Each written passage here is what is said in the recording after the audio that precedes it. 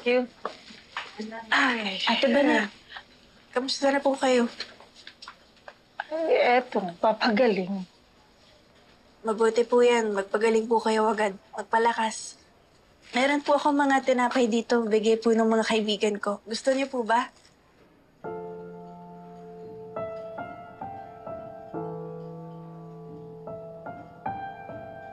Bakit ka ganyan? Bakit ang bait-bait mo pa rin sa akin sa kabila ng lahat ng ginawa ko sa inyo ni Charlene?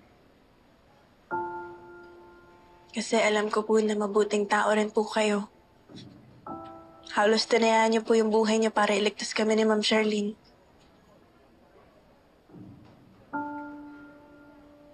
Dito, upo ka.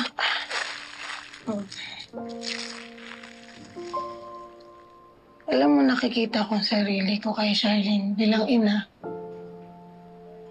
Sa'yo, nakikita ko ang anak ko. Nung ipinagtanggol ko kayo kay Berta, pakiramdam ko hindi lang kayo yung iniligtas ko. Pati pagkatao ko,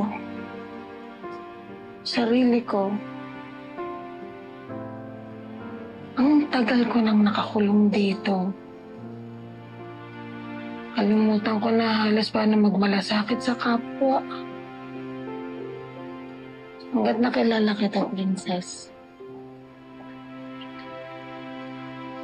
Kaya maraming salamat.